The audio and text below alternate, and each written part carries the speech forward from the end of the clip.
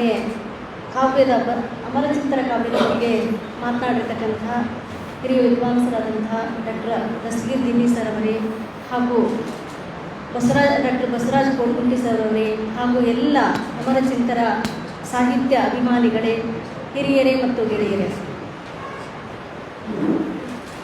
ಬೆಳಗ್ಗೆಯಿಂದ ಉದ್ಘಾಟನೆಯಿಂದ ಮತ್ತು 2 ವಿಶೇಷ ಉಪನ್ಯಾಸಗಳಲ್ಲಿ ಅಮರಚಿಂತರ ಸಾಹಿತ್ಯದ ಬಗ್ಗೆ, ಕಾವ್ಯದ ಬಗ್ಗೆ, ಇಲ್ಲಿ ಚಿಂತನೆ ಅವರ ಬಗ್ಗೆ ಅನೇಕರು ಮಾತಾಡಿದ್ದಾರೆ. ಅದರ ಮುಂದುವರಿಕೆಯಾಗಿ ನನ್ನ ಮಾತುಗಳನ್ನು ಈ ವೇದಿಕೆ ಮೂಲಕ ಹೇಳಲಿಕ್ಕೆ ಬಯಸ್ತೇನೆ.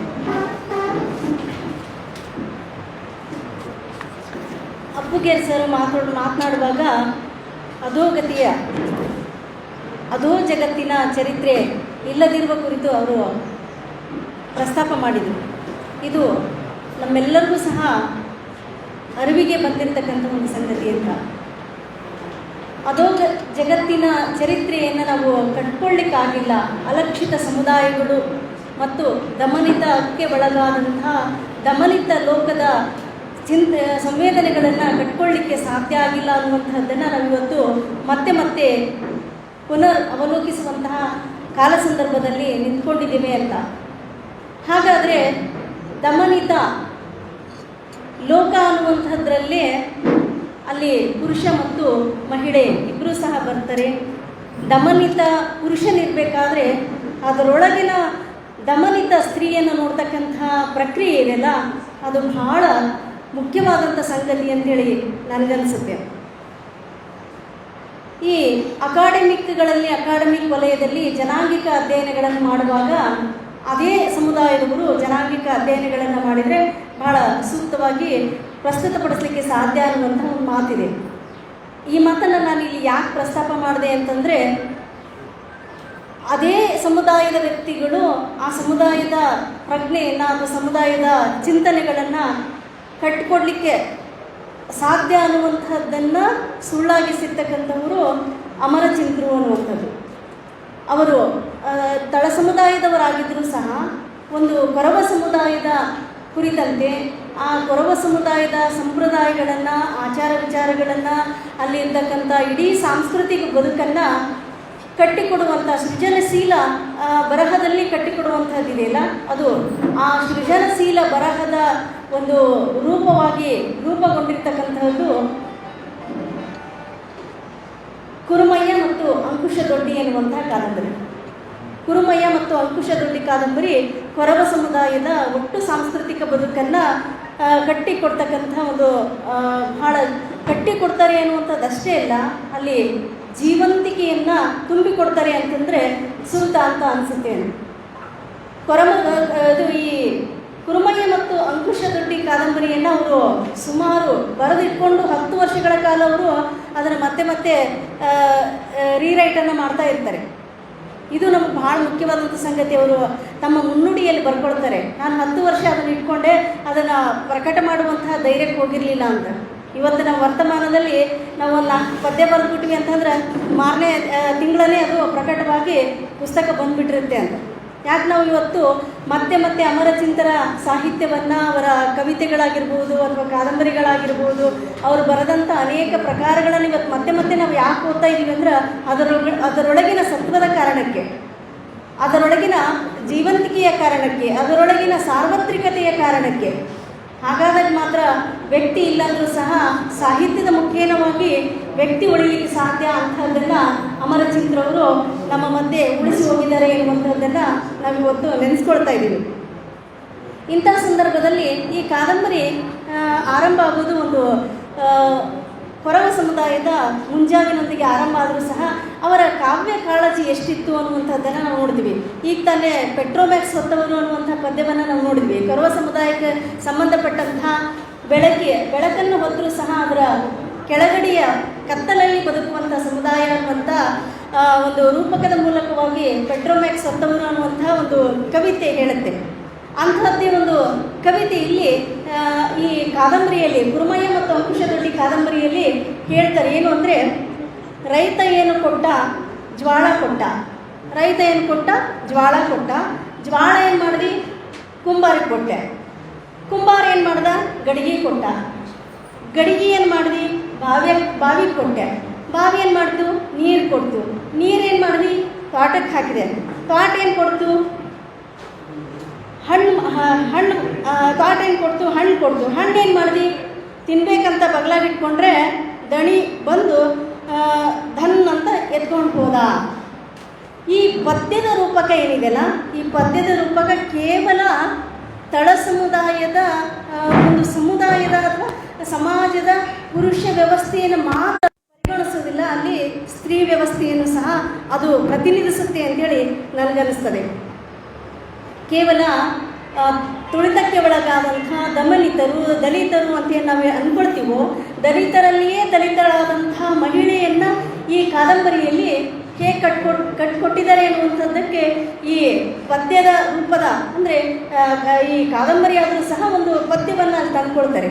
ಈ ಪದ್ಯ ಏನು ಮಾಡ್ತದೆ ಅಂತಂದರೆ, ದಣಿ ಬಂದು ದತ್ತಂತ ಎತ್ಕೊಂಡು ಹೋದ ಅಂದರೆ ಈ ಅಧಿಕಾರ ಕೇಂದ್ರಿತ ನೆಲೆಯ ಪುರುಷಶಾಹಿತ್ವ ಯಾವತ್ತೂ ಸಹಿತ ಮಹಿಳೆಯನ್ನು ಅಧೀನವಾಗಿ ಇರಲೇಬೇಕು ಅನ್ನುವಂಥದ್ದನ್ನು ಅಲ್ಲಿ ಪ್ರತಿಪಾದಿಸ್ತಾ ಹೋಗ್ತಾ ಇರ್ತದೆ ಅಂತ. ಅಂತಹ ಒಂದು ದಮನಿತರಲ್ಲಿಯೇ ದಮನಿತರಾದಂತಹ ಮಹಿಳಾ ಪಾತ್ರಗಳನ್ನು ಅಮರಚಿಂದ್ರು ಹೇಗೆ ಕಟ್ಟಿಕೊಡ್ತಾರೆ ಎನ್ನುವಂಥ ಒಂದಷ್ಟು ಅಂಶಗಳನ್ನು ನಾನು ಗ್ರಹಿಸಿದಂಥ ಮತ್ತು ನನಗೆ ನಿಲುಕಿದಂತಹ ಒಂದಷ್ಟು ಅಂಶಗಳನ್ನು ತಮ್ಮ ಮುಂದೆ ಹಂಚಿಕೊಳ್ಳಿಕ್ಕೆ ಬಯಸ್ತೇನೆ. ಶತಮಾನಗಳಿಂದಲೂ ಸಹ ಮೂಕವಾಗಿರ್ತಕ್ಕಂಥ ಅಂಚಿನಲ್ಲಿರ್ತಕ್ಕಂಥ ಸಮುದಾಯಗಳ ಒಳಬಾಳ್ವೆಯ ಸಂವೇದನೆಗಳನ್ನು ಈ ಕಾದಂಬರಿ ಕಟ್ಟಿಕೊಡುತ್ತೆ. ಯಾಕಂದರೆ ಕಾದಂಬರಿಯ ಬಗ್ಗೆ ನಾನೇ ಫಸ್ಟು ಮಾತಾಡ್ತಾ ಇರೋದ್ರಿಂದ ನಾನು ಇಲ್ಲಿ ಏನೆಲ್ಲ ವಿಷಯಗಳನ್ನು ತಂದುಕೊಳ್ಬೋದು ಅನ್ನುವಂಥ ಸ್ವಾತಂತ್ರ್ಯ ನನಗಿದೆ ಅನ್ನೋ ಕಾರಣಕ್ಕೆ ಇಲ್ಲಿ ಕಾದಂಬರಿಯ ವಿಷಯವನ್ನು ಇಲ್ಲಿ ತಗೊಳ್ಳಿಕ್ಕೆ ಬಯಸ್ತೇನೆ. ಸಹಬಾಳ್ವೆಯ ಸಂವೇದನೆಗಳನ್ನು ಭಾಳ ಸೂಕ್ಷ್ಮವಾಗಿ ಗ್ರಹಿಸಿ ಅಮರಚಿಂದ್ರು ಬಹಳ ಸೂಕ್ಷ್ಮವಾಗಿ ಗ್ರಹಿಸಿ ಅದನ್ನು ಭಾಳಷ್ಟು ಮಹತ್ವಪೂರ್ಣವಾದಂಥ ಕಾದಂಬರಿಯನ್ನು ಕಟ್ಟಿಕೊಟ್ಟರು ಅನ್ನುವಂಥದ್ದು ಅವರ ಮೊದಲನೇ ಕಾದಂಬರಿ ಇದು. ಯಾರಾದರೂ ನಾವು ಈಗ ಕವನ ಸಂಕಲನ ಆಗಲಿ ಅಥವಾ ಸೃಜನಶೀಲ ಅಥವಾ ಸೃಜನೇತರ ಮಾಡಿದ್ವಿ ಅಂತಂದ್ರೆ ಅದರಲ್ಲಿ ಇರ್ತಕ್ಕಂಥ ಎಷ್ಟು ಜಾಳಾದಂಥ ಸಾಹಿತ್ಯವನ್ನು ಇವತ್ತಿನ ವರ್ತಮಾನದ ಸಾಹಿತ್ಯದಲ್ಲಿ ನಾವು ನೋಡ್ತೇವೆ. ಆದರೆ ಅವರ ಮೊದಲ ಕಾದಂಬರಿ ಆಗಿದ್ದರೂ ಸಹ ಇಡೀ ಕೊರವ ಸಮುದಾಯವನ್ನು ಅವರು ಹೆಂಗೆ ಕಟ್ಟಿಕೊಟ್ರು ಅಂತಂದರೆ ಅಲ್ಲಿ ಇರ್ತಕ್ಕಂಥ ಪಾತ್ರಗಳಿಗೆ ಜೀವವನ್ನು ತುಂಬಿದ್ರು. ಇವತ್ತಿಗೂ ಸಹ ಆ ಸಮುದಾಯದಲ್ಲಿ ಇಂಥ ಪಾತ್ರಗಳು ಜೀವಂತ ಇದ್ದಾವೆ ಅನ್ನುವಂಥದ್ದು ಕಣ್ಮುಂದೆ ನಮಗೆ ಕಾಣಲಿಕ್ಕೆ ಸಾಧ್ಯ ಆಗ್ತದೆ ಅಂತ. ಅಂಥ ಒಂದು ಸಂವೇದನೆಯುಳ್ಳಂಥ ಕಾದಂಬರಿಯನ್ನು ನಮಗೆ ಕಟ್ಟಿಕೊಟ್ಟಿರ್ತಕ್ಕಂಥ ಜಂಬಣ್ಣ ಅಮರಚಿಂತ್ರವರು ಅಂಕುಶ ದೊಡ್ಡಿ ಎನ್ನುವಂಥ ಹೆಸರು ನೀಡ್ತಾರೆ. ಅಂಕುಶ ದೊಡ್ಡಿ ಎನ್ನುವಂಥದ್ದು ಇದಕ್ಕೆ ಮುಂಚೆ ಅಲ್ಲಿ ಲಂಬಾಣಿಗಳಿರ್ತಾರೆ, ಆನಂತರ ಅವರು ಆ ಪ್ರದೇಶವನ್ನು ಬಿಟ್ಟು ಹೋದ ನಂತರ ಅಂಕುಶ ದೊಡ್ಡಿ ತಾಂಡೆ ಆಗುತ್ತೆ ಅನ್ನುವಂಥ ಹೆಸರಿನ ಪ್ರಸ್ತಾಪವನ್ನು ಮಾಡ್ತಾ ಅಲ್ಲಿ ಈ ಒಟ್ಟು ಕಾದಂಬರಿಯ ನಾಯಕ ಕುರುಮಯ್ಯ ಅನ್ನುವಂಥ ಪಾತ್ರ ಬರುತ್ತೆ. ಆ ಪಾತ್ರವನ್ನು ಇಟ್ಕೊಂಡು ಆ ಪಾತ್ರದ ಜೊತೆಗೆ ಸ್ತ್ರೀ ಪಾತ್ರಗಳನ್ನು ಹೇಗೆ ಹೆಣಿಲಾಗುತ್ತೆ ಅನ್ನುವಂಥದ್ದು ತಂತ್ರಗಾರಿಕೆ ಸಹ ಬಹಳ ಮುಖ್ಯ ಆಗುತ್ತೆ. ಸೃಜನಶೀಲವಾದಂಥ ಸಾಹಿತ್ಯದಲ್ಲಿ ತಂತ್ರಗಾರಿಕೆ ಬಹಳ ಮುಖ್ಯ. ಆ ಹಿನ್ನೆಲೆಯಲ್ಲಿ ಇಲ್ಲಿ ಜಂಬಣ್ಣ ಅಮರಚಿಂತ್ರವರು ಅನೇಕ ಸ್ತ್ರೀ ಪಾತ್ರಗಳನ್ನು ತರ್ತಾರೆ. ಅದು ಬುಡ್ಡಮ್ಮ ಪಾತ್ರ ಇರ್ಬೋದು, ತಾಯಿಯರಿಯ ಪಾತ್ರ ಇರ್ಬೋದು, ಹನುಮವ್ವನ ಪಾತ್ರ ಇರ್ಬೋದು, ಹೀಗೆ ಅನೇಕ ಪಾತ್ರಗಳನ್ನು ಅಲ್ಲಿ ಕೊಡ್ತಾ ಹೋಗ್ತಾರೆ. ನನಗಿಲ್ಲಿ ಎರಡು ಸಂಗತಿಗಳನ್ನು ಚರ್ಚೆ ಮಾಡಲಿಕ್ಕಿದೆ ನಿಮ್ಮೊಂದಿಗೆ. ಏನು ಅಂದರೆ ಸ್ತ್ರೀ ವಿನ್ಯಾಸವನ್ನು ಹೇಗೆ ಕಟ್ಕೊಡ್ತಾರೆ ಅಂತ. ಅಲ್ಲಿ ಬುಡ್ಡಮ್ಮನ ಒಂದು ಪ್ರಸಂಗವನ್ನು ಮತ್ತು ತಾಯಿಯರಿಯ ಒಂದು ಪ್ರಸಂಗವನ್ನು ಇಲ್ಲಿ ನಾನು ಚರ್ಚೆ ಮಾಡಲಿಕ್ಕೆ ಇಷ್ಟಪಡ್ತೇನೆ. ಯಾಕೆ ಅಂದರೆ ಈ ಕೊರವ ಸಮುದಾಯದಲ್ಲಿ, ಮುಖ್ಯವಾಗಿ ಕೊರವ ಸಮುದಾಯದಲ್ಲಿ ನಾವು ಈವರೆಗೂ ಕಂಡಂಥ ಮಹಿಳೆಯ ಬಗೆಗಿನ ಪರಿಕಲ್ಪನೆಗಳು ಈವರೆಗೂ ಸಹ ನಾವು ಮಹಿಳೆಯ ನಿರ್ವಚನಗಳೆಲ್ಲವೂ ಸಹ ಪುರುಷ ಅಧೀನವಾದಂಥ ನಿರ್ವಚನಗಳನ್ನೇ ನಾವು ಈವರೆಗೂ ಕಂಡುಕೊಳ್ತಾ ಬಂದಿದ್ದೀವಿ ಅನ್ನುವಂಥದ್ದು. ಹಾಗೆ ಆಕೆಯನ್ನು ಭೋಗದ ವಸ್ತುವಿನ ರೀತಿಯಲ್ಲಿ ಪರಿಗಣಿಸ್ತಾ ಬಂದಿದ್ದೀವಿ ಅನ್ನುವಂಥದ್ದು ಎಲ್ರಿಗೂ ಗೊತ್ತಿರ್ತಕ್ಕಂಥ ಸಂಗತಿ. ಅಂದರೆ ಈ ಭೋಗದ ವಸ್ತು ಹೆಣ್ಮಗಳು ಅಂತಂದರೆ ಗೃಹ ಕೃತ್ಯಕ್ಕೆ ಮಾತ್ರ ಸೀಮಿತ ಅನ್ನುವಂಥ ಒಂದು ಮಿತಿಯಾಗಿರಬಹುದು. ಆಕೆ ಮನೆಯಲ್ಲಿದ್ದುಕೊಂಡು ಮಾಡ್ತಕ್ಕಂಥ ಕೆಲಸಗಳಿಗೆ ಆದಾಯದ ಪರಿಮಿತಿಯಲ್ಲಿ ಬರದೇ ಇರತಕ್ಕಂಥದ್ದಾಗಿರ್ಬೋದು. ಈ ಪರಿಕಲ್ಪನೆಯಲ್ಲಿ ಹೆಣ್ಣನ್ನು ನೋಡಿರ್ತಕ್ಕಂಥ ಬಗೆಗಳನ್ನು ನಾವು ನೋಡ್ತೇವೆ. ಆದರೆ ಇವತ್ತು ಸ್ತ್ರೀವಾದ ಚಿಂತನೆ ಎನ್ನುವಂಥದ್ದಿದೆ. ಫೆಮಿನಿಸಮ್ ಅನ್ನುವಂಥ ಒಂದು ಸಿದ್ಧಾಂತವನ್ನು ಹೆಣ್ಣು ಮಕ್ಕಳ ಸಾಹಿತ್ಯದಲ್ಲಿ ಕಟ್ಟಿಕೊಂಡಿರ್ತಕ್ಕಂತಹ ಹೆಣ್ಣಿನ ಪರವಾದಂತಹ ಹೆಣ್ಣಿನ ಒಳತೋಟಿಗಳನ್ನು ಅಥವಾ ಆಕೆಗೆ ಆದಂಥ ಅನ್ಯಾಯಗಳನ್ನು ಎದುರಿಸುವಂಥ ಒಂದು ಸಂವೇದನೆಗಳನ್ನು ಕಟ್ಟಿಕೊಡುವಂಥ ಒಂದು ಸ್ತ್ರೀವಾದ ಚಿಂತನೆ ಎನ್ನುವಂಥದ್ದಿದೆ. ಆ ಸ್ತ್ರೀವಾದ ಚಿಂತನೆ ಇವತ್ತು ಏನನ್ನು ಪ್ರತಿಪಾದಿಸ್ತಾ ಇದೆ ಅಂತಂದರೆ, ಸ್ವಾಯತ್ತತೆಯ ಪ್ರಶ್ನೆಯನ್ನು ಇವತ್ತಿನ ಸ್ತ್ರೀವಾದ ಚಿಂತನೆ ಪ್ರತಿಪಾದಿಸ್ತಾ ಇದೆ ಅಂತ. ಆ ಸ್ವಾಯತ್ತತೆಯ ಪ್ರಶ್ನೆ ಮತ್ತು ಸ್ವಂತಿಕೆಯ ಪ್ರಶ್ನೆಯನ್ನು ಜಂಬಣ್ಣ ಅಮರಚಿಂತರು ಈ ಕಾದಂಬರಿ ಬರೆಯುವಂಥ ಸಂದರ್ಭದಲ್ಲಿಯೇ ಎತ್ತಿದ್ರು ಅನ್ನುವಂಥದ್ದು ನಮಗೆ ಬಹಳ ಮುಖ್ಯವಾದಂಥ ಸಂಗತಿ. 70ರ ದಶಕದಲ್ಲಿಯೇ ಈ ಸ್ತ್ರೀವಾದ ಚಿಂತನೆ ಮತ್ತು ಈ ಬಂಡಾಯ ಸಾಹಿತ್ಯ ಸಂದರ್ಭ ಅಥವಾ ದಲಿತ ಬಂಡಾಯ ಸಾಹಿತ್ಯ ಸಂದರ್ಭ ಅಂತ ಏನು ಕರೀತೀವೋ ಅಲ್ಲಿ ಬಂದಂತಹ 3 ಪ್ರಮುಖ ಸಂವೇದನೆಗಳಲ್ಲಿ ಸ್ತ್ರೀವಾದ ಚಿಂತನೆಯೂ ಸಹ ಹೌದು, ಸ್ತ್ರೀವಾದ ಸಂವೇದನೆ ಅಂತ ಸಹ ಕರಿತೇವೆ. ಆ ಸ್ತ್ರೀವಾದ ಸಂವೇದನೆಯನ್ನು ಈ ಕಾದಂಬರಿಯಲ್ಲಿ ಅವರು ಬಹಳ ಮುಖ್ಯವಾಗಿ ಕಟ್ಟಿಕೊಡ್ತಾರೆ ಎನ್ನುವಂಥದ್ದು ನಮಗೆ ಗೋಚರಿಸ್ತದೆ ಅಂತ. ಇಲ್ಲಿ ಏನು ಅಂದರೆ ಹೆಣ್ಣನ್ನು ಊರಿಗೆ ಕೊಡೋದು. ಹೆಣ್ಣು ಯಾರಿಗೋ ಒಂದು ನಿಶ್ಚಿತಾರ್ಥ ಆಗಿದೆ ಅಂತ ಇಟ್ಕೊಳ್ಳಿ, ಅವಾಗ ನಿನ್ನ ಯಾವ ಊರಿಗೆ ಕೊಟ್ರ ಅಂತ ಕೇಳ್ತಾರೆ. ಅವ್ರ ಮನೆಯವ್ರನ್ನ ಕೇಳ್ಬೇಕಾದ್ರೆ ನಿಮ್ಮ ಮಗಳನ್ನ ಯಾವ ಊರಿಗೆ ಕೊಟ್ಟಿರಿ ಅಂತ ಊರಿಗೆ ಕೊಡುವಂಥ ಪ್ರಕ್ರಿಯೆ ನಾವು ಆ ಭಾಷಿಕ ಕ್ರಮದಲ್ಲಿ ನೋಡುವಾಗ ಹೆಣ್ಣನ್ನು ಊರಿಗೆ ಕೊಡುವಂಥ ಪ್ರಕ್ರಿಯೆ ಇದೆಯಲ್ಲ, ಅದು ನಾವು ಇವತ್ತು ಮತ್ತೆ ಚರ್ಚೆಗಳು ಮಾಡಬೇಕಾಗಿದೆ ಅಂತ. ಆದ್ದರಿಂದ ಅಲ್ಲಿ ಆಕೆಯನ್ನು ಊರಿಗೆ ಕೊಡುವಂಥದ್ದು ಇರ್ಬೋದು. ಭೋಗದ ವಸ್ತು ಜಗಳ ಬಂದಿತ್ತು ಗಂಡ ಹೆಂಡತಿ ಮಧ್ಯೆ ಅಂತಂದರೆ, ನೀನು ಹೇಳ್ತೀನಿ ನೀನು ವಸ್ತುಪ್ಪ ನೀನು ಕಾಪಾಡ್ಕೋಬೇಕು ಅನ್ನುವಂಥ ಮಾತುಗಳನ್ನು ನಾವು ಆಗಾಗ ಕೇಳ್ತಾ ಇರ್ತೇವೆ ಅಂತ ಸಾಮಾಜಿಕ ವಲಯದಲ್ಲಿ. ಅಂಥ ಒಂದು ಮಾತುಗಳೇನಿದ್ದಾವೆ ಅಂತಂದರೆ, ಪುರುಷ ಶಾಹಿತ್ವ ಅದರ ಚಿಂತನೆಗಳು, ಪಿತೃ ಚಿಂತನೆಗಳೇನಂತ ಅಂತ ಏನು ಕರೀತೀವೋ ಆ ಚಿಂತನೆಗಳು ಯಾವಾಗೂ ಸಹ ಮಹಿಳೆಯನ್ನು ತನ್ನ ಹಿಡಿತದಲ್ಲಿ ಇಟ್ಕೊಳ್ಬೇಕು ಅನ್ನುವಂಥ ಪ್ರಕ್ರಿಯೆಯನ್ನೇ ಅದು ಮತ್ತೆ ಅದು ಪ್ರಸರಿಸ್ತಾ ಇರ್ತದೆ ಅಂತ. ಅಂಥ ಒಂದು ಚಿಂತನೆಗಳು ಏನಿದೆಯಲ್ಲ, ಅಂಥ ಒಂದು ಚಿಂತನೆಗಳನ್ನು ಇಲ್ಲಿ ಒಂದಿಷ್ಟು ಪ್ರಗತಿಪರವಾಗಿ ಅಮರಚಿಂತ್ರವರು ಕಟ್ಟಿಕೊಡ್ತಾರೆ ಅಂತ. ಗುಡ್ಡಮ್ಮನ ಪಾತ್ರ ಇಲ್ಲಿ ಸ್ವಾಯತ್ತತೆಯ ಪ್ರಶ್ನೆ ಅಂತ ಹೇಳಿದೆ ಮತ್ತು ಆಯ್ಕೆಯ ಪ್ರಶ್ನೆ, 2 ಪ್ರಶ್ನೆಯನ್ನು ಗುಡ್ಡಮ್ಮನ ಪಾತ್ರ ಇಲ್ಲಿ ಕಟ್ಟಿಕೊಡ್ತಾ ಹೋಗ್ತದೆ ಅಂತ. ಹೇಗೆ ಅಂತಂದರೆ, ಮಾರಯ್ಯ ಅನ್ನುವಂಥ ಆಕೆಯ ಗಂಡ ಕ್ಷಯರೋಗಕ್ಕೆ ಒಳಗಾಗಿ ಆಕೆ ಅವರ ದಾಂಪತ್ಯಕ್ಕೆ ದಾಂಪತ್ಯ ಜೀವನ ಸರಿಯಾಗಿರೋದಿಲ್ಲ ಅನ್ನುವಂಥದ್ದನ್ನು ಅಲ್ಲಿ ಪ್ರಸ್ತಾಪಿಸ್ತಾ ಆಕೆ ಇನ್ನೊಂದು ಗಂಡಿನೊಂದಿಗೆ ಆಕೆ ತಾನು ಲೈಂಗಿಕವಾದಂಥ ಸಂಬಂಧವನ್ನು ಏರ್ಪಡಿಸಿಕೊಳ್ಳುವಂಥ ಒಂದು ಸನ್ನಿವೇಶಗಳನ್ನು ಅಲ್ಲಿ ಪಾತ್ರಗಳ ಮೂಲಕವಾಗಿ ಸೃಷ್ಟಿಸ್ತಾರೆ. ಅಲ್ಲಿ ಸೃಷ್ಟಿಸುವ ಮೂಲಕ ಇದು ಅನೈತಿಕ ಅನ್ನುವಂಥದ್ದನ್ನು ಅವರು ಎಲ್ಲೂ ಸಹ ಪ್ರಸ್ತಾಪಿಸೋದಿಲ್ಲ ಅಮರಚಿಂತರು. ಯಾಕೆ ಅಂದರೆ ಗುಡ್ಡಮ್ಮನ ಪಾತ್ರದ ಮೂಲಕವಾಗಿ ಅದು ಇನ್ನೊಂದು ಸಂಗತಿಗೆ ಅದು ಮೂಲವಾಗಿ ಅವರು ಇಲ್ಲಿ ಪಾತ್ರ ಚಿತ್ರಣವನ್ನು ಮಾಡ್ತಾರೆ. ಹೇಗೆ ಅಂದರೆ, ಗುಡ್ಡಮ್ಮನ ಪಾತ್ರ ಆಕೆ ಮಗು ಇರುತ್ತೆ, ಮಗು ಇದ್ದಾಗಲೂ ಸಹ ಕ್ಷಯರೋಗಿಯಾದಂತಹ ಮಾರಯ್ಯನನ್ನು ಬಿಟ್ಟು ಆಕೆ ಜಂಬಯ್ಯನನ್ನು ಮದುವೆ ಮಾಡ್ಕೊಳ್ತಾಳೆ ಅಂತ. ಜಂಬಯ್ಯನನ್ನು ಆಕೆ ಅನೈತಿಕ ಸಂಬಂಧ ಇಟ್ಕೊಂಡಾಗ 3 ಜನ ಹೋಗಿ ಆ ಅನೈತಿಕ ಸಂಬಂಧ ಇವ್ರು ಇಟ್ಕೊಂಡಾರ ಅಂಥೇಳಿ ಅಲ್ಲಿ ಇದು ಮಾಡಿ ಆನಂತರ ಒಂದು ಪಂಚಾಯಿತಿ ಮಾಡಿ ಪಂಚಾಯಿತಿಯಲ್ಲಿ ಆಕೆಯನ್ನು 200 ರೂಪಾಯಿಗೆ ಯಾರಿಗೆ ಜಂಬಣ್ಣ ಕೊಂಡುಕೊಳ್ತಾನೆ ಅಂತ. ಕೊಂಡುಕೊಳ್ಳುವಂತಹ ಮಾರಾಟ ಮತ್ತು ಇದು ಕ್ರಯ ವಿಕ್ರಯದ ಕ್ರಮಗಳು ಹೆಣ್ಣಿನ ಬಗೆಗೆ, ಅಂದರೆ ಹೆಣ್ಣನ್ನು ಕೊಂಡುಕೊಳ್ಬೋದು, ಇನ್ನೊಬ್ಬರ ಹೆಂಡತಿಯನ್ನು ಕೊಂಡುಕೊಳ್ಬೋದು ತಮ್ಮ ಸಾಕಾದ ಮೇಲೆ. ಈ ನಮ್ಮ ಮುಸ್ಲಿಂ ಸಮುದಾಯದಲ್ಲಿ ಹೇಗೆ ಬಹುಪತ್ನಿತ್ವ ಇದೋ ಮತ್ತು ತಲಾಖನ್ನು ಕೊಡುವಂತಹ ಪದ್ಧತಿಗಳಿದವೋ, ಈ ರೀತಿಯಾಗಿ ಕೊರವ ಸಮುದಾಯದಲ್ಲಿ ಹೆಣ್ಣನ್ನು ಮಾರುವಂತಹ ಪದ್ಧತಿ ಇದೆ. ಅದು ನಮಗಿಲ್ಲಿ ಬಹಳ ಮುಖ್ಯವಾದಂಥ ಸಂಗತಿ. ಯಾಕೆಂದರೆ ವರ್ತಮಾನದಲ್ಲಿ ನಾವು ಸ್ತ್ರೀವಾದ ಚಿಂತನೆಯನ್ನು ಪ್ರತಿಪಾದಿಸುವಂಥವರಿಗೆ ಈ ಥರದ ಒಂದು ಸಮುದಾಯದ ಪ್ರಜ್ಞೆಯ ನೆಲೆಯಲ್ಲಿ ಹೆಣ್ಣನ್ನು ಅಥವಾ ಹೆಣ್ಣು ಮಕ್ಕಳ ಆತಂಕಗಳು, ಆಕೆಯ ಸಂಕಟಗಳು ಏನು ಅನ್ನುವಂಥದ್ದನ್ನು ನಾವು ಮತ್ತೆ ಇವತ್ತು ಪುನರ್ ಚರಿತ್ರೆಯನ್ನು ಕಟ್ಟಬೇಕಾಗಿದೆ ಅಂತ. ಆ ಹಿನ್ನೆಲೆಯಲ್ಲಿ ನಮಗೆ ಜಂಬಣ್ಣ ಅಮರಚಿಂತ್ರ ಈ ಅಂಕುಶದೊಡ್ಡಿ ಕಾದಂಬರಿ ನಮಗೆ ಬಹಳ ಪ್ರಮುಖವಾದಂಥ ಒಂದು ಆಕರವನ್ನು ಕೊಡ್ತದೆ ಅಂತ ನನಗನ್ಸುತ್ತೆ. ಆದ್ದರಿಂದ ಅಲ್ಲಿ ಗುಡ್ಡಮ್ಮ 200 ರೂಪಾಯಿ ಕೊಟ್ಟು ಕೊಂಡುಕೊಂಡಂತಹ ಜಂಬಯ್ಯ ಆಕೆಯನ್ನು ಸರಿಯಾಗಿ ನೋಡ್ಕೊಳ್ತಾನ ಅನ್ನುವಂಥದ್ದು ಪ್ರಶ್ನೆ. ನಂತರ ಮೊದಲ ದಿನಗಳಲ್ಲಿ ಅವರಿಗೆ ಆಕರ್ಷಣೆ ಅಥವಾ ಲೈಂಗಿಕವಾದಂಥ ಸಂಬಂಧಗಳ ಹಿನ್ನೆಲೆಯಲ್ಲಿ ಚೆನ್ನಾಗಿರ್ತಾರೆ. ಆದರೆ ಆ ಮಗುವಿನ ತಾಕಲಾಟಗಳು, ನಾನು ಹುಟ್ಟಿದೆ ಮಗು ನಾನು ಕೊಡೋದಿಲ್ಲ ಅಂಥೇಳಿ ಮಾರಯ್ಯ ಕಳಿಸ್ಬಿಡ್ತಾನೆ. ಕಳಿಸಾದ ನಂತರ ಗುಡ್ಡಮ್ಮನಿಗೆ ಆ ತಾಯ್ತನದ ಆತಂಕ ಅಥವಾ ಆ ತಾಯ್ತನದ ತಲ್ಲಣಗಳೇನಿದ್ದಾವೆ ಆ ತಲ್ಲಣಗಳನ್ನು ಬಹಳ ಗಟ್ಟಿಯಾಗಿ ಇಲ್ಲಿ ಒಬ್ಬ ಲೇಖಕರು ಕಾದಂಬರಿಕಾರರು ಬಹಳ ಹೆಣ್ಣಿನ ಒಳತೋಟಿಗಳನ್ನು ಬಹಳ ಅದ್ಭುತವಾಗಿ ಕಟ್ಟಿಕೊಡ್ತಾರೆ. ಆಕೆಯ ಸಂಕಟಗಳನ್ನು, ಆ ಸಂಕಟಗಳೇನಿದ್ದಾವೆ ಹಾಗಾಗಿ ನಮಗೆ ಅಮರಚಿಂತರು ಒಬ್ಬ ಸ್ತ್ರೀವಾದಿಯಾಗಿ ಸಹ ಕಾಣ್ತಾರೆ ಎನ್ನುವಂಥದ್ದು. ಅಮರಚಂದ್ರು. ಅಲ್ಲಿ ಆ ಮಾರಯ್ಯ ಮಗುವನ್ನು ನಾನು ಕೊಡೋದಿಲ್ಲ ಅಂತ ಹೇಳ್ತಾನೆ. ತನಗೆ ಸಾಕೋಕ್ಕೂ ಸಹ ಅಸಹಾಯಕನಾಗಿರ್ತಾನೆ. ತಾನೇ ಇನ್ನೊಬ್ಬರ ಅವಲಂಬಿತನಾಗಿರೋ ಕಾರಣಕ್ಕೆ ಆ ಮಗುವನ್ನು ಸಾಕೋದಿಲ್ಲ. ಇಂಥ ಸಂದರ್ಭದಲ್ಲಿ ಆಕೆಯನ್ನು ಅವ್ರೇನು ಮಾಡ್ತಾರೆ, ಮದುವೆ ಆಕೆ ಕೊಂಡ್ಕೊಂಡ ನಂತರ ಎಲ್ಲಿ ಜಂಬಯ್ಯನ ಮನೆಯಲ್ಲಿ ವಾಸ ಮಾಡ್ತಾಳೆ. ಇಲ್ಲಿ ಏನಾಗುತ್ತೆ ಅಂತಂದರೆ ಆ ಮಗು ತಾಯಿಯ ಸಲುವಾಗಿ ಹಬ್ಬಪ್ಪಿಸ್ತಾ ಇರ್ತದೆ, ತಾಯಿ ಮಗುವಿಗಾಗಿ ಹಬ್ಬಪ್ಪಿಸ್ತಾ ಇರ್ತಾಳೆ. ಆಗ ಆಕೆಗೆ ಬಂದಂಥ ಬೈಗುಳಗಳಾಗಿರ್ಬೋದು, ಆಕೆಗೆ ಸಮಾಜದ ಟೀಕೆಗಳಾಗಿರ್ಬೋದು, ಭಾಳ ಕಟುವಾದಂಥ ಟೀಕೆಗಳನ್ನು ಆ ಸಮಾಜದ ಆ ವ್ಯವಸ್ಥೆ ಆಕೆಯನ್ನು ಕಾಣುತ್ತೆ ಅಂತ. ಅಂಥ ಒಂದು ಸಂದರ್ಭವನ್ನು ಬುಡ್ಡಮ್ಮನ ಪಾತ್ರದ ಮೂಲಕವಾಗಿ ಅಲ್ಲಿ ಹೇಳ್ತಾರೆ.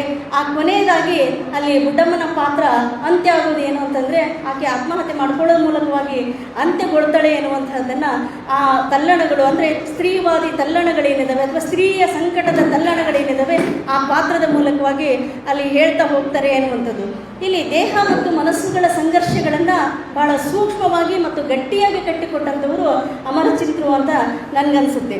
ಆದ್ದರಿಂದ ಏನು ಈ ಪಂಚಾಯಿತಿ ಕರೆದಂಥ ಸಂದರ್ಭದಲ್ಲಿ ಮಗುವನ್ನು ಕೇಳ್ಕೊಳ್ಬೇಕಾದಾಗ ಆ ತಾಯೇರಿ ಅಂತ ಒಂದು ಪಾತ್ರ ಬರುತ್ತೆ. ಅಲ್ಲಿ ಆ ತಾಯೇರಿ ಪಾತ್ರ ಏನನ್ನು ಪ್ರಶ್ನೆ ಮಾಡುತ್ತೆ ಅಂದರೆ, ಹೌದು ಮಗು ಸಣ್ಣದಿದೆ, ಆತನಿಗೆ ಅಸಹಾಯಕ ಇದ್ದಾರೆ, ತಾಯಿ ಜೊತೆ ಕಳಿಸ್ಕೊಡ್ಬೋದಲ್ಲ ಅಂತ ಪ್ರಶ್ನಿಸುವಂತಹದ್ದೇ ಒಂದು ಬಹಳ ಕಷ್ಟದ ಸಂದರ್ಭದಲ್ಲೂ ಸಹಿತ ಒಂದು ಹೆಣ್ಣು ಪಾತ್ರದ ಮೂಲಕ ಪಂಚಾಯಿತಿಯಲ್ಲಿ ಪ್ರಶ್ನಿಸುವಂತಹ ಒಂದು ಪಾತ್ರ ಸೃಷ್ಟಿಯನ್ನೇನು ಮಾಡ್ತಾರೆ.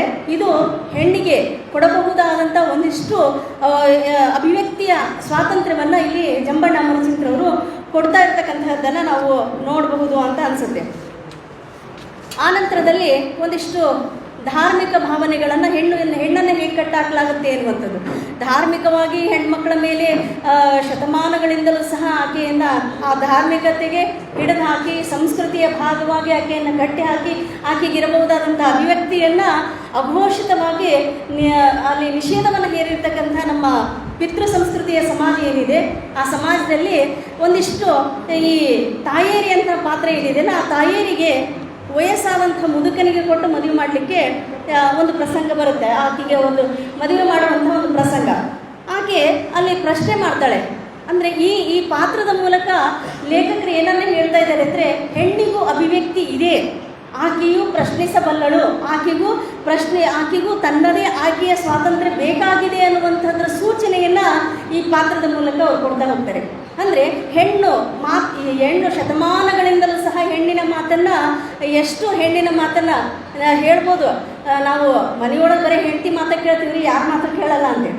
ಆದರೆ ಆ ಹೆಂಡತಿ ಮಾತು ಕೇಳೋದಿದೆಯಲ್ಲ, ಕೇಳ್ತೀವಿ ಅನ್ನುವಂಥ ನಿಲುವೇನಿದೆಯಲ್ಲ, ಆ ನಿಲುವಿನಲ್ಲೂ ಸಹಿತ ಅಧಿಕಾರ ಕೇಂದ್ರಿತ ನೆಲೆಗಳೇ ಇರ್ತವೆ ಅಂತ. ಅಂತಹ ಸಂದರ್ಭದಲ್ಲಿ ಇಲ್ಲಿ ತಾಯಿಯರಿ ಪ್ರಶ್ನೆಯನ್ನು, ಅಲ್ಲಿ ತಾಯಿಯರಿ ಒಂದು ಪ್ರಸಂಗ ಬರುತ್ತೆ. ವಯಸ್ಸಾದಂಥ ಗಂಡನಿಗೆ ಅಥವಾ ವ್ಯಕ್ತಿಗೆ ಆಕೆಯನ್ನು ಮದುವೆ ಮಾಡಿಕೊಡಲಿಕ್ಕೆ ಅವ್ರ ಮನೆಯಲ್ಲಿ ನಿರ್ಧರಿಸಿರ್ತಾರೆ. ಆದರೆ ಆಕೆಗೆ ಆತನನ್ನು ಮಾಡ್ಕೊಳ್ಳಿಕ್ಕೆ ಇಷ್ಟ ಇರೋದಿಲ್ಲ. ಇಷ್ಟ ಇಲ್ಲದೆ ಇದ್ದಂಥ ಸಂದರ್ಭದಲ್ಲಿ ಅವರ ಮಾವನಿಗೆ ಆಕೆ ಇಷ್ಟಪಡ್ತಾಳೆ. ಅವ್ರ ಮಾವ ಕಳ್ಳನಾಗಿರ್ತಾನೆ. ಆದ್ದರಿಂದ ಕಳ್ಳನ ಕೊಡೋದಿಲ್ಲ, ಮುನಿಯತ್ತು ಕೊಟ್ಟರೆ ಚಿಂತಿಲ್ಲ, ನೀನು ಕಳ್ಳನ ಕೊಡೋದಿಲ್ಲ ಅಂತ ಹೇಳ್ತಾರೆ. ಕೊಡೋದಿಲ್ಲ ಅಂತ ಹೇಳಿದಾಗ ಅವ್ರೇನು ಮಾಡ್ತಾರೆ, ಅವರಿಬ್ಬರು ಸಹಿತ ಈ ಕಾಲಘಟ್ಟ ಬರೆದಂತಹ 70ರ ದಶಕದ ಕಾಲಘಟ್ಟ ಏನಿದೆ, ಆ ಸಂದರ್ಭದಲ್ಲೂ ಸಹಿತ ಈ ಆಯ್ಕೆ ಸ್ವಾತಂತ್ರ್ಯವನ್ನು ತಾಯಿಯರಿಗೆ ಲೇಖಕರು ಕೊಡ್ತಾರೆ ಅಂತ. ಆದ್ದರಿಂದ ಅವ್ರು ಏನು ಮಾಡ್ತಾರೆ, ಇಬ್ಬರು ಇಲ್ಲ ನಾವು ಹೋಗಿ ನೀನು ಇದು ಸೇವೆ, ದೇವರಿಗೆ ಸೇವೆ, ಬತ್ತಲ ಸೇವೆ ಮಾಡ್ತಕ್ಕಂಥ ಒಂದು ಪದ್ಧತಿ ಇದೆ. ಆ ಬತ್ತಲ ಸೇವೆಗೆ ನೀನು ಬಂದುಬಿಡು, ಅಲ್ಲಿ ಮಾರೇಮ್ಮನ ಗುಡಿಗೆ ಅಲ್ಲಿ ನಾವು ಮದುವೆ ಮಾಡ್ಕೊಂಡ್ಬಿಡೋಣ ಅಂತ ಅವರಿಬ್ಬರು ಮಾತಾಡಿಕೊಂಡು ಅಲ್ಲೇನು ಮಾಡ್ತಾರೆ, ಅಲ್ಲಿ ಅವರು 3 ವರ್ಷಕ್ಕೊಂದ್ಸರಿ ಆಗುವಂಥ ಮಾರೇಮ್ಮ ದೇವಿಗೆ ದೇವಸ್ಥಾನಕ್ಕೆ ಹೋಗ್ತಾರೆ. ಅಲ್ಲಿ ಹೋದಾಗ ಆ ನೀರಿನಲ್ಲಿ ಮುಳುಗ್ತಾರೆ. ನೀರಿನಲ್ಲಿ ಮುಳುಗಿ ಎದ್ದೇಳ್ತಾರೆ. ಇಬ್ಬರು ಎದ್ದಾಗ ಅಲ್ಲಿನೇ ಆಕೆಗೆ ತಾಳೆ ಕಟ್ಟಿಬಿಡ್ತಾನೆ. ಅದನ್ನು ಹೇಗೆ ಬಿಂಬಿಸಲಾಗುತ್ತೆ ಅಂತಂದರೆ, ನಮಗೇನು ಗೊತ್ತಿಲ್ಲಪ್ಪ, ಇದು ನಾನು ಆ ಮಾರಮ್ಮ ಹೇಳಿದ್ಲು ಅದಕ್ಕೆ ಕಟ್ಟಿಬಿಟ್ಟಿನಿ, ನನಗಿದು ಏನು ಗೊತ್ತಿಲ್ಲ ಅಂಥೇಳಿ ಅಲ್ಲಿ ಏನಾಗುತ್ತೆ ಅಂದ್ರೆ ಆ ಮಾರಮ್ಮನ ಮೇಲೆ ಹಾಕಿ ಅವರಿಬ್ಬರು ಮದುವೆ ಆಗ್ತಾರೆ ಅಂತ. ಮದುವೆ ಆದಾಗ ಮದುವೆ ಆದಂಥ ಹುಡುಗ ಏನಿರ್ತಾನೆ ಅದನ್ನು ಕಳ್ತನ ಮಾಡ್ತಾನೆ ಅನ್ನೋ ಕಾರಣಕ್ಕೆ ಜಾತಿಯಿಂದ ಹೊರಗಿಟ್ಟಿರ್ತಾರೆ. ಆ ಬಹಿಷ್ಕಾರವನ್ನು ಹಾಕಿದಂಥ ಆ ವ್ಯಕ್ತಿ ಜೊತೆಗೆ ಮದುವೆ ಆದಂಥ ತಾಯಿಯರಿಯನ್ನು ಸಹ ಬಹಿಷ್ಕಾರ ಹಾಕ್ತಾರೆ. ಆಕೆ ಏನು ಹೇಳ್ತಾಳೆ ಅಂದರೆ, ಒಂದು ಮಾತು ಹೇಳ್ತಾಳೆ ಅಲ್ಲಿ, ಏನು ಅಂದರೆ, ಈ ನೀವು ಮುದುಕನ್ನು ಮಾಡಿ ನಾನು ಮುದುಕನ್ನು ಮದುವೆ ಮಾಡಿಕೊಂಡು ಇಲ್ಲಿ ಸಾಯೋದಕ್ಕಿಂತ ನಾನು ಇಡೀ ಬದುಕೇ ಸಾಯಿಸ್ಕೊಳ್ಳೋದಕ್ಕಿಂತ ಕಳ್ಳನ್ನು ಮಾಡ್ಕೊಂಡು ನಾನು ಆತನ ಜೊತೆ ಚೆನ್ನಾಗಿರ್ತೀನಿ ಅನ್ನುವಂಥ ರೀತಿಯಲ್ಲಿ ಆಕೆ ಆತನನ್ನು ಮಾಡ್ಕೊಂಡು ಮದುವೆ ಮಾಡ್ಕೊಂಡು ಹೋಗ್ತಾಳೆ. ಇದು ಎರಡನೇ ಪ್ರಸಂಗ. ಇಲ್ಲಿ ಆಕೆಯ ಮೂಲಕವಾಗಿ ಲೇಖಕರು ಏನನ್ನ ಹೇಳಿಸ್ತಾ ಇದ್ದಾರೆ, ಆಯ್ಕೆಯ ಸ್ವಾತಂತ್ರ್ಯವನ್ನು ಮತ್ತು ಸ್ವಾಯತ್ತತೆಯ ಸ್ವಾತಂತ್ರ್ಯವನ್ನು ಅವರಿಲ್ಲಿ ಪ್ರತಿಪಾದಿಸ್ತಾರೆ ಅಂತ ಹೇಳಿ ನನಗನ್ಸುತ್ತೆ. ಆದ್ದರಿಂದ ಈ ತಾಯೇರಿ ಮದುವೆ ಮಾಡ್ಕೊಂಡ ನಂತರ ಗುರುಮಯ್ಯನಿಗೊಂದು ನನಗೆ ಸವಾಲನ್ನು ಬಿಟ್ಟು ಹೋದ್ನು ಅನ್ನುವಂಥ ಮಾತನ್ನು ಹೇಳ್ತಾರೆ. ಅವ್ರ ಮಾತಲ್ಲೇ ಹೇಳೋದಾದರೆ, ತಾಂಡೆ ಇತರ ಹೆಂಗಸರಂತೆ, ಗುರುಮಯ್ಯನ ಮಾತಿನಲ್ಲೇ ಹೇಳೋದಾದರೆ, ತಾಂಡೆಯ ಇತರ ಹೆಂಗಸರಂತೆ ಅವಳು ತಂದೆ ತಾಯಿಗಳಿಗೆ ಹಿರಿಯಳಿಗೆ ವಿಧೇಯಳಾಗಿ ಅವರು ನಿಶ್ಚಯಿಸಿದ ಗಂಡನನ್ನು ಮದುವೆಯಾಗಲಿಲ್ಲ ಅಂದಿದ್ದರೆ, ಮನಸ್ಸು ಒಪ್ಪದವನನ್ನು ಮದುವೆಯಾಗದಿದ್ದರೆ ಆಕೆ ಮುಂದೊಂದು ದಿನ ತಾನು ಮಾಡಿದ್ದು ಸರಿ ಇದೆ ಎಂದು ಏನಂದ್ರೆ ಆಕೆ ಮುಂದೊಂದು ದಿನ ಇನ್ನೊಬ್ಬರ ಜೊತೆಗೆ ಓಡಿ ಹೋಗ್ಬೋದಾಗಿತ್ತು.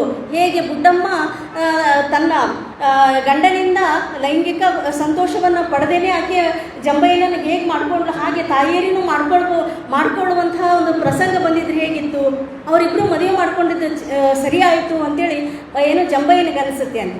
ಅಂದರೆ ಇದರ ಅರ್ಥ ಏನು ಅಂತಂದರೆ, ಈ ಕೃತಿಕಾರನಿಗೆ ಅಥವಾ ಕಾದಂಬರಿಕಾರನಿಗೆ ಏನು ಹೇಳಬೇಕಾಗಿದೆ ಅಂದರೆ, ಒಂದು ಪಾತ್ರದ ಮೂಲಕವಾಗಿ, ಆ ಹೆಣ್ಣಿನ ಪಾತ್ರದ ಮೂಲಕವಾಗಿ ಆಕೆಯ ಮನೋಜಗತ್ತಿಗೆ ಒಂದು ಅಭಿವ್ಯಕ್ತಿ ಸ್ವಾತಂತ್ರ್ಯ ಬೇಕಿದೆ ಅನ್ನುವಂಥ ಸೂಚನೆಯನ್ನು ಇಲ್ಲಿ ಕುರುಮಯ್ಯ ಮತ್ತು ಅಂಕುಶದೊಡ್ಡಿಯ ತಾಯೇರಿ ಪಾತ್ರದ ಮೂಲಕವಾಗಿ ಕೊಡ್ತಾರೆ ಎನ್ನುವಂಥದ್ದನ್ನು ನಾವು ನೋಡ್ಬೋದು ಅಂತ. ಅದ್ರ ಜೊತೆಗೆ ಇನ್ನೊಂದು ಸಂಗತಿಯಲ್ಲಿ ಪ್ರಸ್ತಾಪ ಆಗ್ತದೆ. ಏನು ಅಂದರೆ, ಕುರುಮಯ್ಯನ ಮಗ ಕ್ರೈಸ್ತರ ಹುಡುಗಿಯನ್ನು ಮದುವೆ ಮಾಡ್ಕೊಳ್ತಾನೆ. ಕುರುಮಯ್ಯನ ಮಗ ಓದಲಿಕ್ಕೆ ನಗರಕ್ಕೆ ಹೋಗಿರ್ತಾನೆ.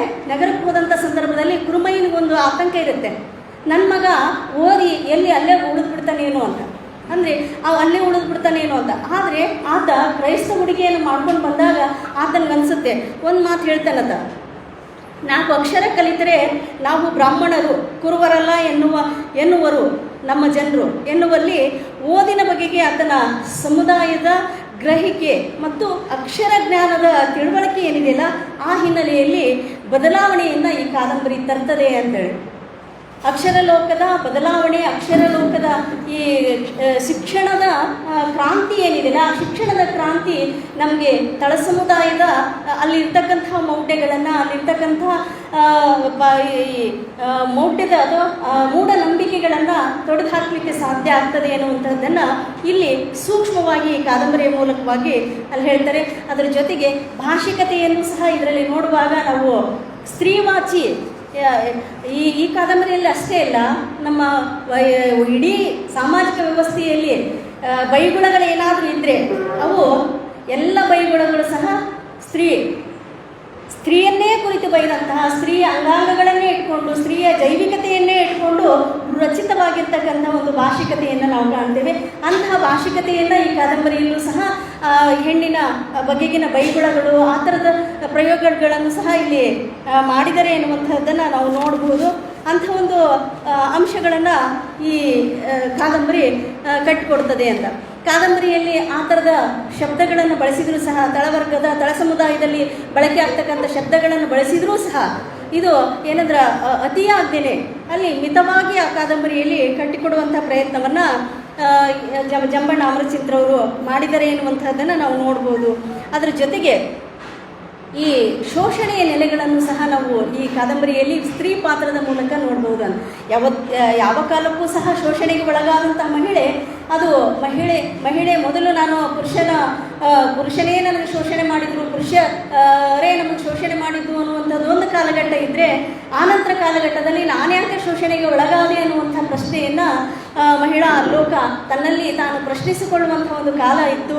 ಹಾಗೆ ಪ್ರಶ್ನಿಸಿಕೊಳ್ಳುವಂತಹ ಕಾಲವನ್ನು ದಾಟಿ ನಾವು ಇವತ್ತು ನನ್ನದೇ ಸ್ವಂತ ಬದುಕನ್ನು ನಾನು ಕಟ್ಕೊಳ್ಳಿಕ್ಕೆ ಯಾಕೆ ಸಾಧ್ಯ ಇಲ್ಲ ಅನ್ನುವಂಥ ಸ್ವಾಯತ್ತತೆಯ ಪ್ರಶ್ನೆಯನ್ನು ಇವತ್ತಿನ ಸ್ತ್ರೀವಾದ ಚಿಂತನೆ ಪ್ರತಿಪಾದಿಸ್ತದೆ ಅನ್ನುವಂಥದ್ದು. ಅಂಥ ಒಂದು ಚಿಂತನೆಗಳು ಸಹ ಈ ಕಾದಂಬರಿಯ ಸ್ತ್ರೀ ಪಾತ್ರಗಳು ಕಟ್ಟಿಕೊಡ್ತವೆ ಅನ್ನುವಂಥದ್ದು. ಅದರ ಜೊತೆಗೇ ಈ ಕುರುಮಯ್ಯ ಮತ್ತು ಅಂಕುಶದೊಡ್ಡಿಯಲ್ಲಿ ಒಳಜಾತಿ ವ್ಯವಸ್ಥೆಯೂ ಸಹ ಇರ್ತಕ್ಕಂಥದ್ದನ್ನು ನಾವು ನೋಡ್ತೀವಿ. ಮಾರಯ್ಯ ಕ್ಷಯರೋಗದಿಂದ ಬಳಲ್ತಾ ಇರಬೇಕಾದಾಗ ಅಲ್ಲಿ ಮಾದರ ಹೆಣ್ಣುಮಗಳು ಆತನಿಗೆ ನೀರು ಕೊಟ್ಟಳು ಅನ್ನುವಂಥ ಕಾರಣಕ್ಕೆ ಇಡೀ ಕೊರವ ಸಮುದಾಯದವರು ಆತನಿಗೆ ಇಲ್ಲಿ ಒಬ್ಬೊಬ್ಬರು ಒಂದೊಂದು ದಿನ ಊಟ ಕೊಡಬೇಕು, ನೀರು ಕೊಡಬೇಕು ಅನ್ನುವಂಥ ವ್ಯವಸ್ಥೆಯನ್ನು ಮಾಡಿಕೊಳ್ತಾರೆ ಅಂತ. ಆದ್ದರಿಂದ ಇಲ್ಲಿ ಹೇಗೆ ಇಲ್ಲಿ ಒಂದು ಸ್ತ್ರೀ ಪಾತ್ರಗಳನ್ನು ಕಟ್ಟಿಕೊಡುವ ಮೂಲಕ ಅಲ್ಲಿ ಶೋಷಣೆಯ ನೆಲೆಗಳನ್ನು ಹಾಕಿ ಅಥವಾ ಸ್ವಾಯತ್ತತೆಯ ಪ್ರಶ್ನೆಯನ್ನು, ಆಯ್ಕೆಯ ಪ್ರಶ್ನೆಯನ್ನು, ತಳಮಳಗಳನ್ನು, ಸಂಕಟಗಳನ್ನು ಎಲ್ಲವನ್ನೂ ಸಹ ಇಲ್ಲಿ ಪಾತ್ರದ ಮೂಲಕವಾಗಿ ಅಮರಚಿಂತ್ರವರು ಜೀವಂತ ಇಡಿಸಿರ್ತಕ್ಕಂಥದ್ದನ್ನು ನಾವು ನೋಡ್ತೇವೆ ಅಂತ. ಹೀಗೆ ಈ ಕಾದಂಬರಿ ನಮಗೆ ಒಟ್ಟಾರೆಯಾಗಿ ಈ ಪ್ರದೇಶದ ಅಂದರೆ ರಾಯಚೂರು ಭಾಗದ ಭಾಷಿಕತೆಯನ್ನು ಒಳಗೊಂಡಂಥ ಕಾದಂಬರಿ. ಅದರ ಜೊತೆಗೆ ಅನೇಕ ಪಾತ್ರಗಳನ್ನು ಕಟ್ಟಿಕೊಡುವ ಮೂಲಕ ಅದರ ಜೊತೆಗೆ ಇಲ್ಲಿ ಮುಂದೆ ಮಾತನಾಡೋರು ಇದ್ದಾರೆ. ಅದಕ್ಕಾಗಿ ನಾನು ಇದನ್ನು ಪ್ರವೇಶಿಸಲಿಲ್ಲ. ಏನೋ ಅಂದರೆ ಶೋಷಣೆ ಇರ್ಬೋದು ಅಥವಾ ವರ್ಗ ವ್ಯವಸ್ಥೆ ಇರ್ಬೋದು ಅಥವಾ ಈ ಥರದ ಇವುಗಳನ್ನು ಇಟ್ಕೊಂಡು ಈ ಕಾದಂಬರಿಯನ್ನು ಕೇವಲ ಸ್ತ್ರೀ ವಿನ್ಯಾಸದ ನೆಲೆಯಲ್ಲಿ ಅಷ್ಟೇ ನೋಡಲಿಕ್ಕೆ ಸಾಧ್ಯ ಇಲ್ಲ. ಅದರ ಆಚೆಯೂ ಸಹ ಬೇರೆ ಬೇರೆ ಆಯಾಮಗಳಲ್ಲಿ ಈ ಕಾದಂಬರಿಯನ್ನು ನೋಡಬಹುದು. ಒಂದು ಕಾದಂಬರಿ ಎಷ್ಟೆಲ್ಲ ಆಯಾಮಗಳನ್ನು ಕಟ್ಟಿಕೊಡುತ್ತೆ ಅನ್ನುವಂಥದ್ದನ್ನು ಅಮರಚಿಂತರ ಈ ಕುರುಮಯ್ಯ ಮತ್ತು ಅಂಕುಶದೊಡ್ಡಿ ಕಾದಂಬರಿಯಲ್ಲಿ ನಾವು ನೋಡ್ತೇವೆ. ಅದನ್ನು ಇವತ್ತು ಇಡೀ ದಿನ ಈ ಕಾದಂಬರಿಯ ಬಗ್ಗೆ ಮಾತನಾಡ್ತಕ್ಕಂಥ ಸಂಶೋಧಕರಿದ್ದಾರೆ, ಅವರೆಲ್ಲರೂ ಸಹ ಮಾತಾಡ್ತಾರೆ. ಇಷ್ಟು ನಾನು ಸ್ತ್ರೀ ಪಾತ್ರದ ವಿನ್ಯಾಸಗಳ ಬಗ್ಗೆ ಜಂಬಣ್ಣ ಅಮರಚಿಂತ್ರವರು ಕಟ್ಟಿಕೊಟ್ಟಂತಹದ್ದು ಮತ್ತು ಅವರ ಸ್ತ್ರೀ ಪರವಾದಂತಹ ಧೋರಣೆಗಳನ್ನು ಇಲ್ಲಿ ನಾವು ಹೇಗೆ ಸೂಕ್ಷ್ಮವಾಗಿ ಗ್ರಹಿಸಬೇಕು ಅನ್ನುವಂಥ ಒಂದಷ್ಟು ವಿಷಯಗಳನ್ನು ಹೇಳಿ ನನಗಿಲ್ಲಿ ಮಾತನಾಡಲಿಕ್ಕೆ ಅವಕಾಶ ಕೊಟ್ಟಂತಹ ಬಳ್ಳಾರಿ ಪ್ರಕಾಶನದ ಎಲ್ಲ ಬಳಗಕ್ಕೂ ಮತ್ತು ಡಾಕ್ಟರ್ ಬಸವರಾಜ ಕೋಡಿಗುಂಟಿ ಸರ್ ಅವರಿಗೂ ಮತ್ತು ಅವರ ಜೊತೆಗಿರ್ತಕ್ಕಂಥ ಎಲ್ಲ ಅವರ ಸಮಿತಿಯ ವರ್ಗದವರಿಗೂ ಮತ್ತು ಮುಖ್ಯವಾಗಿ ತಾವೆಲ್ಲ ಕೇಳಿಸ್ಕೊಂಡಂಥ ನನ್ನ ಮಾತುಗಳನ್ನು ಬಹಳ ಸಂಯಮದಿಂದ ಕೇಳಿಸಿಕೊಂಡಂಥ ತಮ್ಮೆಲ್ಲರಿಗೂ ಸಹ ವಂದಿಸುತ್ತಾ ನನ್ನ 4 ಮಾತುಗಳನ್ನು ಮುಗಿಸ್ತೇನೆ. ನಮಸ್ಕಾರ.